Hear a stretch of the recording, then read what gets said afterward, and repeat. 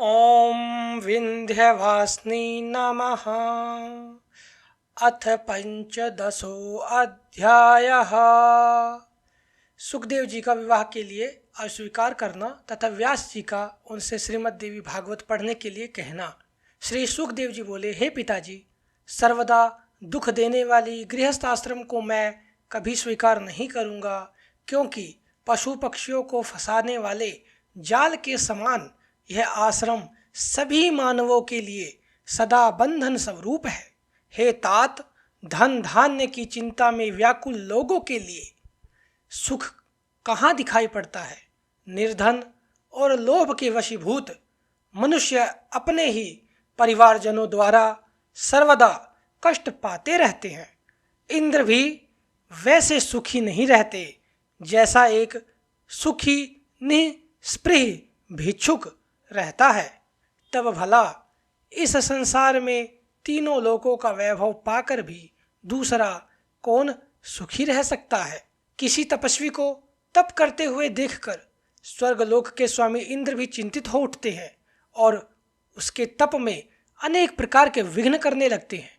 ब्रह्मा भी सुखी नहीं है और मनोरम लक्ष्मी को पाकर विष्णु भी सुखी नहीं है। उन्हें भी दैत्यों के साथ युद्ध के द्वारा निरंतर कष्ट सहन करने पड़ते हैं। उन ऐश्वर्यशाली रमापति विष्णु को भी सुख प्राप्ति के लिए अनेक प्रयत्न करने पड़ते हैं और कठोर तपस्या करनी पड़ती है। इस संसार में किसको बहुत सुख है?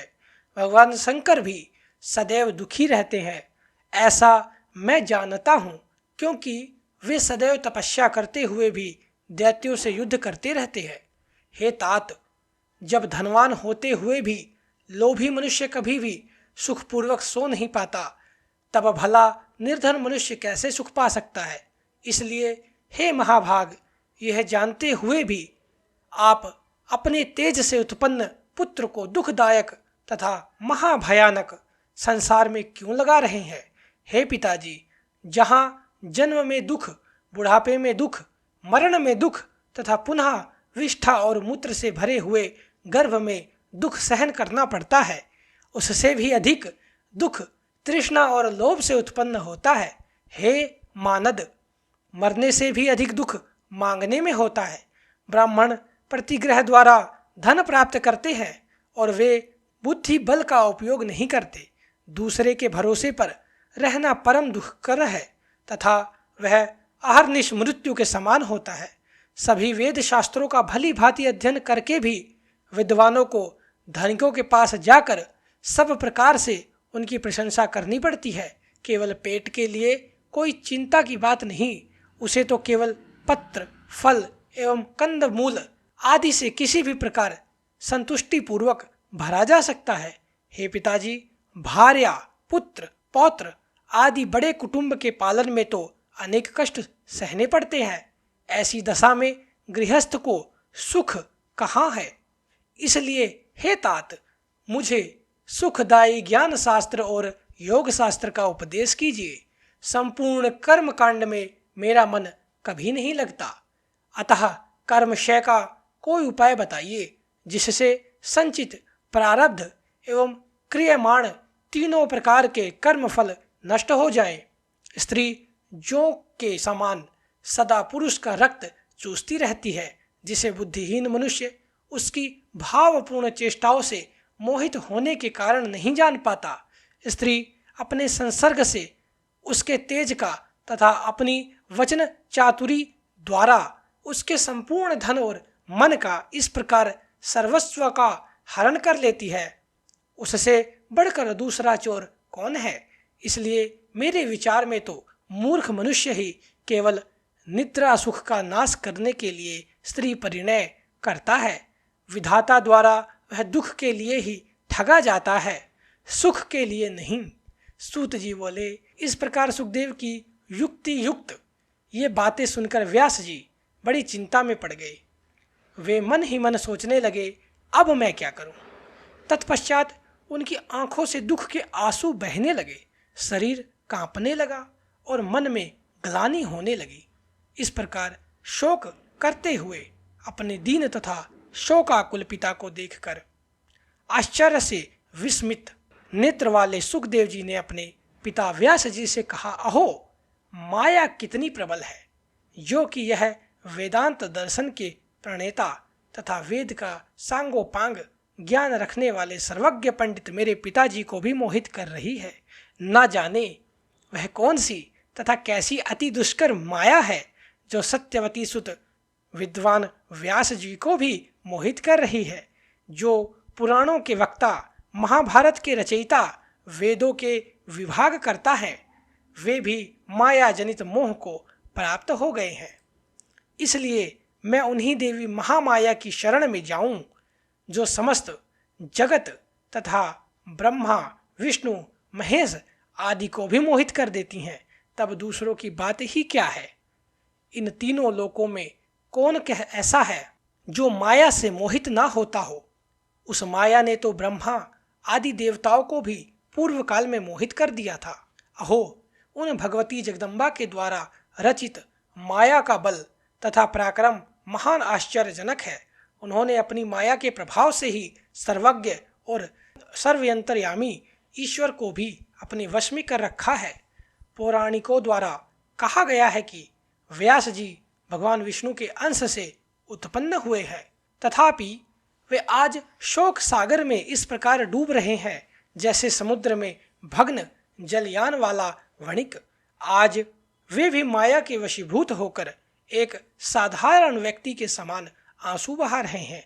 अहो माया बड़ी प्रबल है, जिसे बड़े बड़े विद्वान भी नहीं त्याग पाते। व्यास कौन है, मैं कौन हूँ, यह संसार क्या वस्तु है और यह कैसा भ्रम है।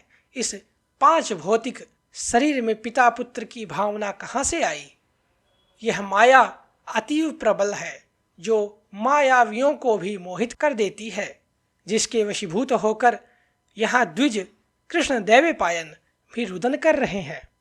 सूत जी बोले, सब कारणों की एकमात्र कारण, सब देवताओं की जननी तथा ब्रह्मा आदि देवताओं की भी स्वामिनी आदिशक्ति भगवती को मन से स्मरण करके शोक सागर में डूबे हुए अपने दुखी पिता श्री व्यास जी से आरणी पुत्र सुखदेव जी ने इस प्रकार नीति युक्त वचन कहा।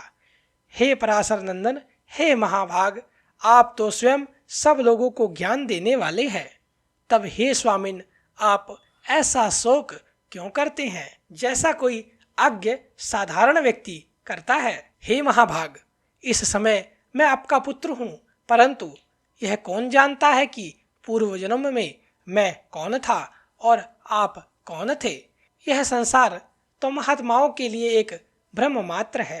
अतएव आप धैर्य रखें, विवेक धारण करें तथा मन में खेद न करें। हे महामते, इसे मोहजाल समझकर आप शौक का परित्याग करें।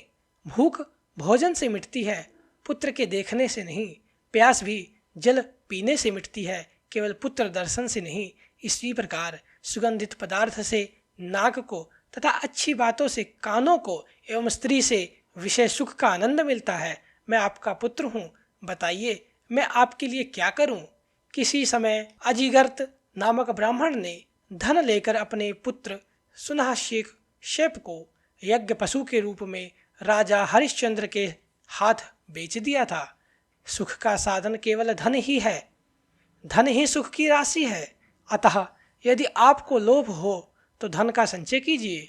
मैं आपका पुत्र हूँ, अतः आपके सुख के लिए मैं क्या करूँ। हे महामते, आप दैवज्ञ हैं, अतः हे मुने, आप मुझे अपनी बुद्धि से ऐसा ज्ञान दीजिए जिससे मैं गर्भवास जनित महान भय से मुक्त हो जाऊं। हे पवित्रात्मन, इस कर्म भूमि में मनुष्य जन्म अति दुर्लभ है, उसमें भी उत्तम कुल में ब्राह्मण का जन्म और भी दुर्लभ है। मैं अबाध्य हूँ, यह बुद्धि मेरे चित्त से नहीं हटती। संसार के वासना जाल में यह उत्तरोत्तर बढ़ती हुई फंसती ही जाती है। सूत जी बोले, असीम बुद्धि वाले अपने पुत्र सुखदेव के ऐसा कहने पर व्यास जी ने शांत एवं संन्यास आश्रम के लिए उत्सुक मन वाले सुखदेव जी से कहा। व्यास जी बोले, हे महाभाग पुत्र, मेरे द्वारा रचित श्रीमद् देवी भागवत पुराण को तुम पढ़ो। वेद तुल्य यह पवित्र पुराण अधिक विस्तृत भी नहीं है। इसमें 12 स्कंद हैं। यह पुराणों के 5 लक्षणों से युक्त है। मेरे विचार में यह पुराण सभी पुराणों का आभूषण है। हे महामते, जिस भागवत के सुनने मात्र से सत्य और असत्य वस्तुओं का यथार्थ ज्ञान हो जाता है, उसे तुम पढ़ो। एक बार महाप्रलय काल में वटपत्र पर शयन करते हुए बाल रूपधारी भगवान विष्णु वहाँ सोच रहे थे कि किस चिदात्मा ने किस प्रयोजन से तथा किस द्रव्य से मुझे बालक रूप में उत्पन्न किया है। इन सब विषयों का ज्ञान मुझे कैसे हो। इस प्रकार चिंतन कर रहे महात्मा बाल मुकुंद से उन आदिशक्ति भगवती ने संपूर्ण अर्थ को प्रदान करने वाले ज्ञान को आधे श्लोक में ही इस प्रकार कहा। सर्वं खलविदमेवाहं नान्यदस्ति सनातनम। अर्थात यह सब कुछ मैं ही हूँ और दूसरा कोई भी सनातन नहीं है। यह बात पहले भी भगवान विष्णु के हृदय में उत्पन्न हुई थी, इसलिए अब वे सोचने लगे कि इस सत्य वचन का उच्चारण किसने किया। इस कहने वाले को मैं कैसे जानूं, वह स्त्री है या पुरुष अथवा नपुंसक है। ऐसी चिंता वाले भगवान विष्णु ने भागवत को हृदय में धारण किया और उसी श्लोकार्ध में मन लगाए हुए वे बार बार उसका उच्चारण करने लगे। इस प्रकार वटपत्र पर सोए हुए वे भगवान विष्णु चिंतातुर हो गए। उसी समय शंख चक्र गदा पद्म इन श्रेष्ठ आयुधों को धारण किए हुए चतुर्भुजा शांति स्वरूपा शांता शिवा दिव्य वस्त्रों आभूषणों से सुसज्जित होकर अपने ही समान विभूतियों वाली सखियों सहित प्रादुर्भूत हुई। वे सुंदर मुख वाली भगवती महालक्ष्मी परम तेजस्वी भगवान विष्णु के समक्ष मंद मंद मुस्कुराती हुई प्रकट हुई।